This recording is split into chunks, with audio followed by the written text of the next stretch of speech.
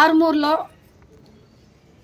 బాలిక పాఠశాలలో గత 14 సంవత్సరాల నుండి మధ్యాహ్నం భోజనం కార్మికులు ఏమీ ఆశించకుండా పిల్లలకు చేసే సేవలో 14 సంవత్సరాల నుంచి చేస్తున్నారు. ఏదైనా బియ్యమైనా గుడ్లైనా మెనూ ప్రకారమే ప్రభుత్వం ఏదైతే పంపిస్తున్నదో దాని ప్రకారమే ఇవాళ బాలిక పాఠశాలలో మధ్యాహ్నం భోజనం కార్మికులు విధులను నిర్వహిస్తూ ఉన్నారు. ఈ మధ్య కాలంలో సంవత్సరం నుంచి వచ్చిన హెడ్ మాస్టర్ గారు వనజారెడ్డి గారు కార్మికులకు రోజు వేధిస్తూ అనేక ఆటంకాలను సృష్టిస్తూ ఉన్నారు, అనేక ఇబ్బందులను పెడతా ఉన్నారు. బియ్యం ఇళ్లకి వెళ్ళి తేవట్లేదు. బియ్యం కూడా వనజ మేడం గారే కార్మికులకు చేతి ద్వారా ఇంత బియ్యం పెట్టండి అని ఇస్తారు. ఆ బియ్యంలో పురుగులు వస్తున్నాయా లేదా అనేది చూడాల్సిన బాధ్యత హెడ్ మాస్టర్ గారిది. రెండోది దీని బాధ్యత ఎవరు? గవర్నమెంట్ ఎట్లా బియ్యం ఇస్తే అట్లా వంట చేస్తారు. గవర్నమెంట్ ఏ నూనె ఇస్తే ఏ పప్పు ఇస్తే ఆ రకంగా వంట చేస్తారు. మేము పదే 14 సంవత్సరాల నుంచి గవర్నమెంట్ ఎంబడబడ్డం ఏంటంటే బియ్యమైనా గుడ్లైనా సరుకు అయినా పప్పులైనా ప్రభుత్వమే సరఫరా చేయాలి అనేదే అనేక రకాలుగా మా డిమాండ్లలో అదొక డిమాండ్. కానీ కొట్లాడుతున్నాం, కానీ ప్రభుత్వం ఎక్కడ సరఫరా చేయట్లేదు. బియ్యం కూడా ఏదైతే బాలిక పాఠశాలలో ఉందో అందులోనే ఉంటాయి. హెడ్ మాస్టర్ చేతితోటి ఇస్తారు. పురుగులు ఉన్నాయా లేదా అనేది హెడ్ మాస్టర్ గారికి తెలియదా? కావాలని కక్ష కట్టుకొని కార్మికుల పట్ల ఈ కార్మికులను తొలగించాలని రానున్న కాలంలో జీతాలు పెరుగుతాయి, మనకు దగ్గరున్న కార్మికులకు పెట్టుకోవాలనేదే కక్షతోటి తొలగించడం జరిగింది. ఈ మధ్య కాలంలో 7వ తారీఖు నాడు 11వ నెల ఉదయం 10 గంటలకు చర్చలు జరిగినాయి. ఏదైతే బాలిక పాఠశాలలు హెడ్ మాస్టర్ తోటి ఇంకా ఉపాధ్యాయులు ఉన్నారు వాళ్ళతోటి.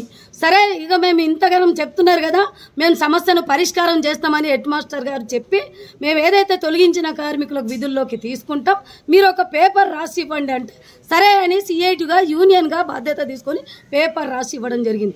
ఒక్క రోజులో మార్పు చేసేసి కార్మికులే వద్దని చెప్పారు.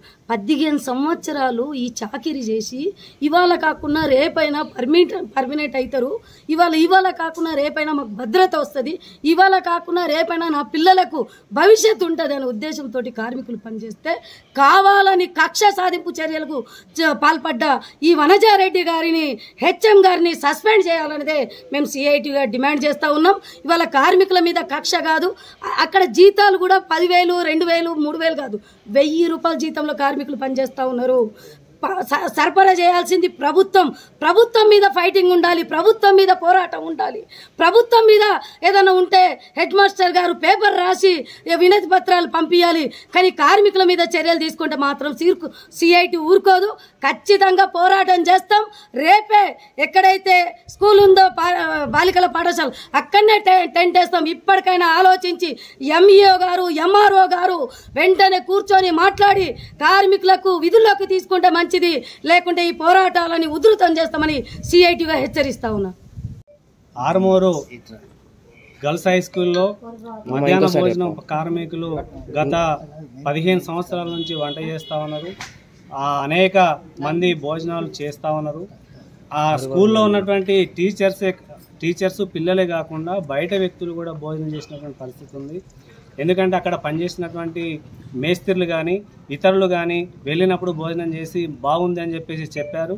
మరి ఎమ్మెల్యే పిఏ రాకేష్ మన ప్రశాంత్ రెడ్డి కూడా భోజనం చేసి బాగుంది అని చెప్పేసి చెప్పినటువంటి పరిస్థితి ఉంది.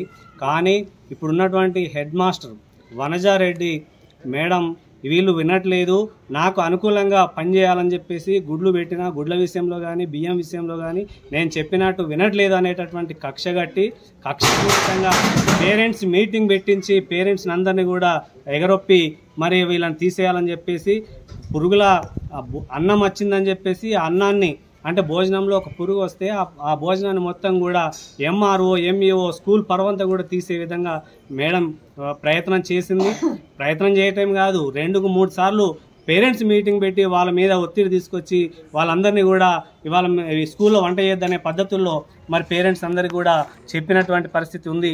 కాబట్టి ఆమెను వెంటనే స్కూలుకు హెడ్ మాస్టర్గా పనికిరాదు, ఆమెను వెంటనే సస్పెండ్ చేయాలి, విధుల్లోకి తీసుకోవాలని చెప్పేసి మొన్న 7వ తారీఖు నాడు మేడంతో మాట్లాడి ఎవరైతే ఏజెన్సీ కార్మికురాలు ఉన్నారో ఆమెను తొలగించి ఆమె స్థానంలో ఇంకా వేరే వాళ్ళని పెట్టి ఆ ఏజెన్సీని కంటిన్యూ రన్ చేపిస్తాం. ఇక నుంచి అట్లాంటి పరిస్థితి రాదు అని చెప్పేసి యూనియన్గా మేము రాతపూర్వకంగా లెటర్ ఇచ్చినప్పటికీ అంగీకారం తెలిపిన తర్వాత మళ్ళీ కార్మికులు వద్దు అని చెప్పేసి ఈరోజు రాద్ధాంతం చేయటం సరైనది కాదు.